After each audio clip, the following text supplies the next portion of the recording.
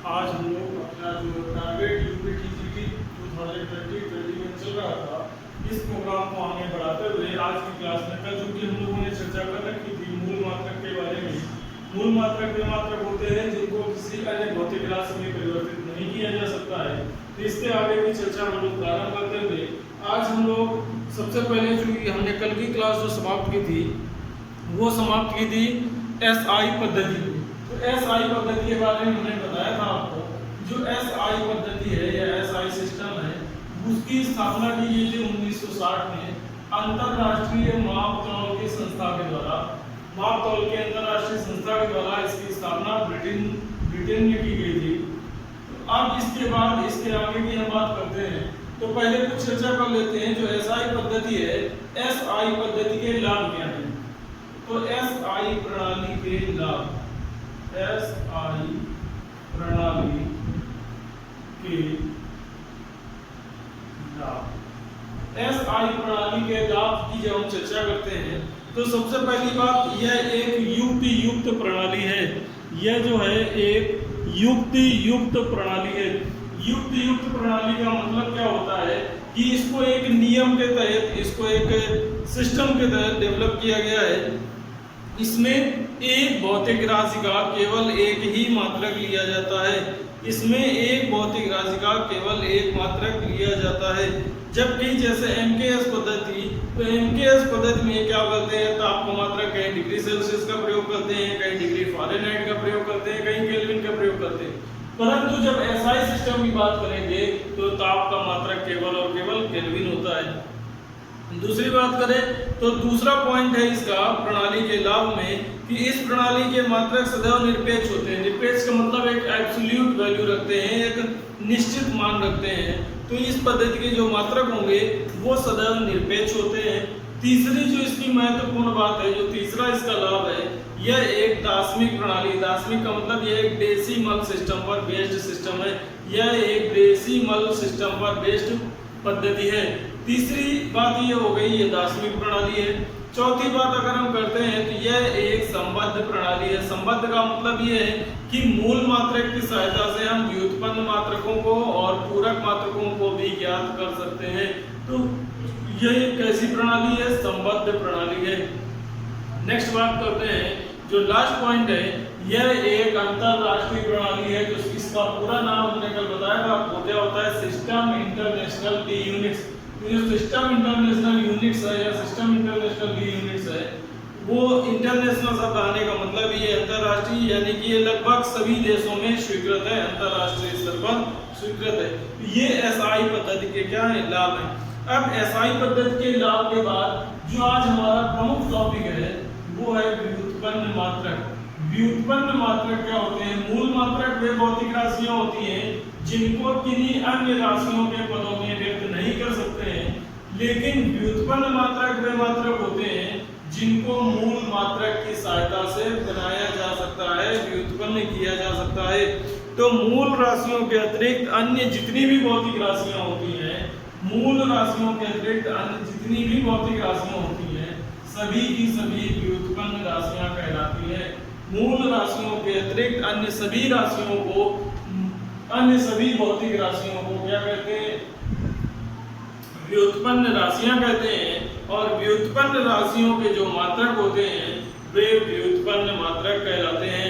जैसे सबसे छोटा एग्जांपल मिलता है हमको क्षेत्रफल का। तो क्षेत्रफल जो होता है क्या होता है? लंबाई गुणा चौड़ाई। तो लंबाई तो लेंथ होती है, लंबाई होती है, लेकिन चौड़ाई भी क्या है? एक तरह की लेंथ है। जैसे कोई आयत है तो इस आयत में ये इसकी लंबाई है और ये इसकी क्या है? चौड़ाई है। तो लंबाई को भी हम मीटर में नापते हैं और चौड़ाई को भी किस में नापते हैं? मीटर में नापते हैं। तो ये जो क्षेत्रफल है ये क्या है? व्युत्पन्न राशि है और इसका जो मात्रक होगा वो मीटर गुणा मीटर, यानी कि मीटर स्क्वायर होता है। तो जो क्षेत्रफल है, क्षेत्रफल का मात्रक मीटर स्क्वायर होता है। क्षेत्रफल का मात्रक क्या होता है? मीटर स्क्वायर होता है। ये सारी चीजें हम लोगों को पहले से ही पता है। आयतन का मात्रक घन मीटर होता है या मीटर क्यूब होता है। घनत्व की बात करें तो घनत्व बराबर होता है द्रव्यमान आयतन। द्रव्यमान का मात्रक होता है किलोग्राम। तो घनत्व की बात अगर हम करते हैं तो घनत्व बराबर होता है द्रव्यमान बटे आयतन। तो जो द्रव्यमान है उसका मात्रक क्या होता है किलोग्राम और आयतन का मात्रक होता है मीटर क्यूब। तो किलोग्राम प्रति मीटर क्यूब या किलोग्राम मीटर की पावर -3। चाल का सबको पता है मीटर प्रति सेकंड होता है, वेग का मीटर प्रति सेकंड होता है, त्वरण का मीटर प्रति सेकंड स्क्वायर होता है, बल का किलोग्राम मीटर प्रति सेकंड स्क्वायर होता है। बल का मात्रक कई बार पूछा गया है। तो बल बराबर हम जानते हैं फार्मूला क्या होता है, F बराबर होता है m × a। m होता है द्रव्यमान, तो द्रव्यमान का मात्रक होता है kg इंटू त्वरण, त्वरण का मात्रक होता है मीटर सेकंड स्क्वायर। ये होता है किलोग्राम मीटर प्रति सेकंड स्क्वायर, किलोग्राम मीटर प्रति सेकंड स्क्वायर। इसके बाद दाब, दाब का मात्रक बल बटे क्षेत्रफल। तो ये बल बटे क्षेत्रफल, तो बल का मात्रक किलोग्राम मीटर प्रति सेकंड स्क्वायर, या इसको व्यवहारिक रूप से इसको न्यूटन भी कहते हैं। तो न्यूटन प्रति मीटर स्क्वायर या किलोग्राम मीटर इनवर्स सेकंड की पावर -2। और एसआई पद्धति में दाब का मात्रक पास्कल होता है। एसआई पद्धति में दाब का मात्रक पास्कल होता है। दाब के बाद बात होती है कार्य की। तो कार्य बराबर होता है बल गुणा विस्थापन। कार्य बराबर जब बल गुणा विस्थापन होता है तो बल का मात्रक न्यूटन, विस्थापन का मात्रक मीटर। तो एक तो हो जाएगा आपका न्यूटन मीटर। दूसरा हो जाएगा क्योंकि बल का मात्रक क्या है किलोग्राम मीटर प्रति सेकंड स्क्वायर। जब हम वर्ग निकालेंगे W बराबर F × D। तो W बराबर F × D निकालने पर ये हो जाएगा किलोग्राम मीटर स्क्वायर और सेकंड की पावर -2। तो ये वर्ग का मात्रक हो जाएगा, कार्य का मात्रक हो जाएगा। कार्य का जो अन्य मात्रक है वो जूल होता है। कार्य का अन्य मात्रक जूल होता है। इसके बाद बात आती है शक्ति की। तो शक्ति का मात्रक, शक्ति बराबर होता है कार्य बटे समय। शक्ति बराबर होता है कार्य बटे समय। तो कार्य का मात्रक हमने बताया जूल, और अगर समय का मात्रक सेकंड होता है तो कार्य का मात्रक क्या हो जाएगा जूल प्रति सेकंड। कार्य का मात्रक शक्ति का मात्रक हो जाएगा, शक्ति की बात कर रहे हैं हम लोग। शक्ति बराबर होता है कार्य बटे समय। तो कार्य का मात्रक होता है जूल और शक्ति का मात्रक या समय का मात्रक होता है सेकंड। तो ये हो जाएगा आपका जूल प्रति सेकंड। तो शक्ति का मात्रक होता है जूल प्रति सेकंड। या अन्य मात्रक की बात करें तो चूंकि जूल को अभी हम लोगों ने लिखा था, क्या लिखा था किलोग्राम मीटर स्क्वायर सेकंड की पावर -2, और अपॉन में जब सेकंड आएगा तो ये क्या हो जाएगा किलोग्राम मीटर स्क्वायर सेकंड की पावर -3। तो ये पेपर में इस तरह से कंफ्यूज कर सकता है कि आपको जूल प्रति सेकंड न लिखकर ऑप्शन में इस तरह के विकल्प दे दिए जाएंगे, किलोग्राम मीटर स्क्वायर प्रति सेकंड क्यूब होगा, किलोग्राम मीटर स्क्वायर सेकंड की पावर -2 होगा। इस तरह से कंफ्यूज किया जा सकता है। तो ये भी हमको एसआई पद्धति में पता होना चाहिए। लेकिन व्यवहारिक मात्रक जो एसआई पद्धति का है वो होता है जूल प्रति सेकंड। एसआई पद्धति का व्यवहारिक मात्रक क्या होता है जूल प्रति सेकंड होता है। तो ये कुछ भौतिक राशियां थी जिनके हम लोगों ने व्युत्पन्न मात्रक देखे। अब व्युत्पन्न मात्रक की जब बात कर ली हम लोगों ने, तो अब एक चीज और आती है कि कुछ मात्रक हैं जिनको हम पूर्व लग्न के रूप में इस्तेमाल करते हैं। ये कभी कभी कुछ इसमें इंपॉर्टेंट है, वो पूछ लिए जाते हैं, उनका और हम लोग रिवीजन कर लेते हैं आज की क्लास में। तो आज की क्लास में जो नेक्स्ट हम लोग करेंगे वो मात्रकों में जो पूर्व लग्न या अनुलग्न प्रीफिक्स या सफिक्स यूज किए जाते हैं उनको हम लोग देखेंगे। तो प्रीफिक्स कौन कौन से हैं, जैसे एक होता है आपका, कुछ तो है जो हम अच्छे से जानते हैं, जैसे नैनोमीटर है, नैनो सेकेंड है। तो एक नैनो जो होता है वो 10 की पावर -9 के इक्वल होता है। जो नैनो होता है वो 10 की पावर -9 के इक्वल होता है। अगर नैनोमीटर है तो 10 की पावर -9 मीटर हो जाएगा। नैनो सेकेंड है तो 10 की पावर -9 सेकेंड हो जाएगा। इसके बाद नैनो से छोटा होता है पिको, तो जो पिको है, पिको जो होता है वो क्या होता है 10 की पावर -12 मीटर के बराबर। अगर पिको मीटर की बात करेंगे तो ये क्या हो जाएगा 10 की पावर -12 मीटर। तो पिको की बात हो गई, नैनो की बात हो गई। नैनो और पिको के अलावा एक और अन्य महत्वपूर्ण है माइक्रो, या इसको माइक्रोन भी बोलते हैं। तो जो माइक्रो है, अगर माइक्रोमीटर की बात करेंगे तो वो 10 की पावर -6 माइक्रोमीटर हो जाएगा। तो ये तो हो गए तीन महत्वपूर्ण, एक नैनो, पिको, माइक्रो। इसके अलावा जो इस समय चर्चा में रहता है या ज्यादा पूछा जा रहा है वो इसमें एक आएगा आपका एटो, क्योंकि ये नया वर्ड है, कम अभी तक बहुत कम पूछा गया है एटो।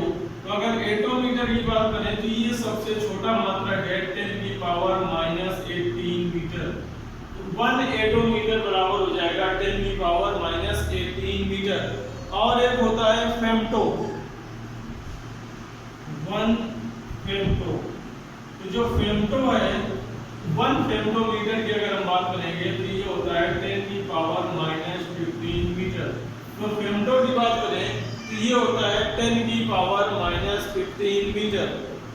इसके बाद कुछ हैं जो आप बहुत अच्छे से जानते हैं, मिली को जानते हैं, 10 की पावर -3 होता है। जो सेंटी है वो 10 की पावर -2 होता है।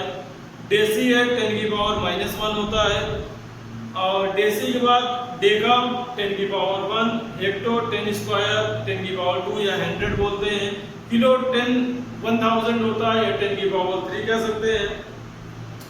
मेगा 10 की पावर 6, गीगा 10 की पावर 9, इनको भी नोट कर लें, बड़े जो पावर हैं। मेगा 10 की पावर 6 होता है, गीगा 10 की पावर 9 होता है। गीगा के बाद टेरा आता है, 10 की पावर 12 होता है, नाम ही टेरा है।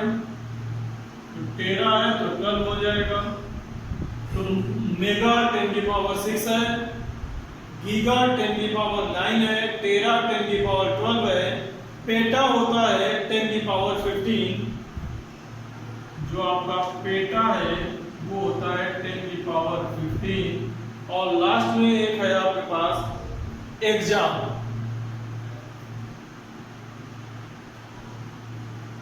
जो एक्जा है वो 10 की पावर 18 होता है। ये एक्जा है 10 की पावर प्लस 18 और एटो है 10 की पावर -18। तो ये हो गए आपकी कुछ प्रमुख इकाइयां, जो ये बड़ी इकाइयां हैं और ये छोटी इकाइयां हैं। सबसे छोटी इकाई 10 की पावर -18 है, एटो नाम है। और सबसे बड़ी इकाई 10 की पावर 18 है, एक्जा नाम है। इन दो को जरूर ध्यान रखेंगे। बाकी सब पता है, माइक्रो 10 की पावर -6 होता है, पिको 10 की पावर -12 होता है, नैनो 10 की पावर -9 होता है, माइक्रो 10 की पावर -6 है, मेगा 10 की पावर 6 है, गीगा 10 की पावर 9 है, टेरा 10 की पावर 12 है, पेटा 10 की पावर 15 है। कुछ ज्यादा खास नहीं है, बस ये 2-4 चीजें हैं। तो ये बातें हो गई हमारी मूल मात्रक, व्युत्पन्न मात्रक के बारे में, जिनकी हम लोगों ने चर्चा की यहाँ पर। तो आज हम लोगों ने यहाँ तक अध्ययन किया। अब आगे हम लोग जो पढ़ेंगे वो विमा या कहें व्युत्पन्न मात्रक का परिवर्तन पढ़ेंगे। तो विमाओं के बारे में पढ़ने से पहले हम पहले कुछ व्युत्पन्न राशियों की विमाओं की चर्चा करेंगे और उसके बाद उनको एक पद्धति से दूसरी पद्धति में परिवर्तित करना भी पड़ेंगे। तो आज की क्लास को हम लोग यही समाप्त करते हैं। उम्मीद करते हैं कि आपको आज की क्लास आपको समझ में आई होगी और आगे इसी चर्चा को हम लोग कल कंटिन्यू करेंगे। धन्यवाद।